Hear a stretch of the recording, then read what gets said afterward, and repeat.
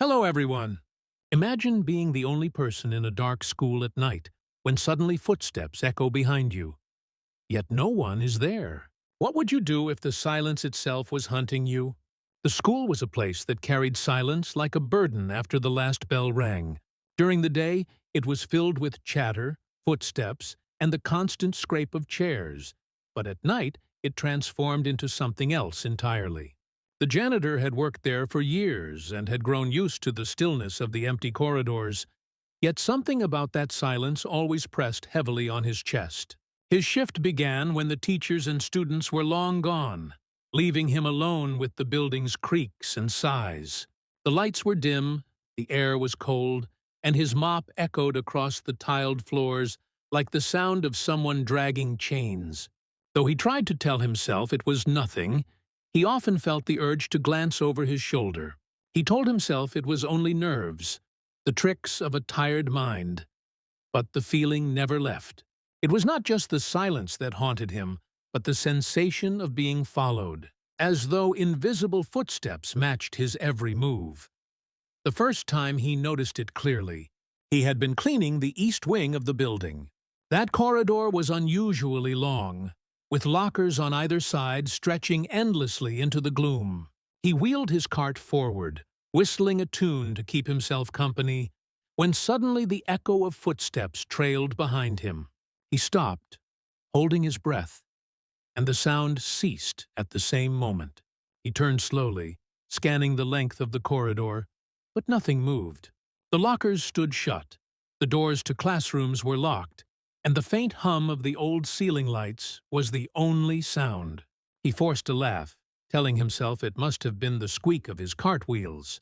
Yet when he resumed walking, the footsteps resumed too, faint, deliberate, and just a beat behind his own. The following nights made it worse, because the footsteps grew bolder. They no longer merely followed, they lingered. He would pause in the middle of the hallway, gripping his mop handle like a weapon, staring down the long stretch of floor. And always the silence came rushing back to swallow him whole. But the moment he began walking again, the sounds would return. Once he spun suddenly in hopes of catching someone off guard, but the corridor was empty. Another time he dropped his keys deliberately, bending down quickly, then snapping his head up to see if anyone was there. Still nothing. The more he tried to rationalize it, the less sense it made. A building might creak, pipes might groan, but footsteps did not fall in perfect rhythm with a man's walk. One night, as he worked later than usual, the lights flickered above him.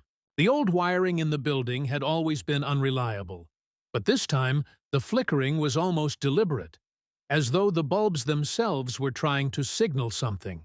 Shadows swayed across the walls, long and thin, stretching unnaturally as if bending toward him. He gripped his cart tighter, pushing it faster down the corridor, telling himself he only had a few more rooms to check. Then came the sharp metallic slam of a locker door. It echoed so loudly that he nearly dropped his mop. He turned with a start, staring down rows of lockers, each one closed. His heart hammered in his chest as he approached cautiously, running his hand along the cold metal, trying to find the one that had moved. They were all shut tight, yet the echo still rang in his ears, and he swore the air felt heavier now, pressing him to move forward into the growing dark. He began dreading the east wing. He left it for last, hoping he might finish the other areas and rush through it quickly before the clock struck midnight. But every time, the footsteps returned, louder than before, and the shadows on the walls seemed to play games with his mind. Sometimes, when he turned suddenly, he thought he caught the flash of something crouched low at the end of the hallway, though it would vanish when he blinked. Other times, he felt a sudden rush of cold air brush past him, like someone running just close enough to touch. His nerves grew raw, his nights longer, and soon the silence was no longer silence at all, but a living thing breathing down his neck. He considered quitting, but the job was steady, and he needed it. Besides, how could he explain his reason for leaving without sounding insane? The worst moment came on a Friday night. He had been working his way through the east wing again, telling himself to ignore the sounds, when the lights suddenly went out completely. The corridor was plunged into darkness, the kind so thick it seemed to smother him. He froze, clutching his mop with trembling hands, listening to the oppressive silence. Then the footsteps began again, this time from both ends of the hallway, slow and deliberate, growing closer. He could not move, could not breathe. As the sound closed in from both directions, the air colder with each passing second. He wanted to run, but his legs felt anchored to the spot, and every instinct told him that if he moved, whatever was there would see him.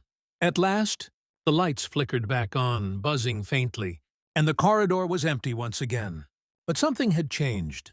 At the far end of the hall, near the exit doors, a shape lingered. It was not clear, not fully formed, but its outline was wrong, hunched and crouched low, as though waiting. His chest tightened as he blinked, trying to convince himself it was just a shadow. Yet it did not fade when the lights steadied. It stayed still, unmoving, but he knew with an unshakable certainty that it was not simply a trick of the eyes. His breath quickened, his palms damp, and though he wanted to run, he found himself rooted to the ground, staring at the thing that stared back. Finally, with every ounce of will, he turned away and forced his body to move. Walking as calmly as he could back toward the supply closet, his footsteps echoed loudly, and for the first time in weeks, there were no other sounds to match them. But the silence was worse, because he felt the weight of eyes on his back, tracking every movement. He did not dare turn around again. He made it out of the wing, locked the door behind him, and left the building before finishing his duties. That night he went home, shaking, replaying the image of the crouched shadow at the end of the hall. No matter how many times he told himself it was nothing, the memory burned in his mind, sharper than any nightmare. The footsteps had followed him for weeks, but now he knew they belonged to something real, something that did not want to be seen until it was ready. And he feared that next time, it would not simply wait in the distance,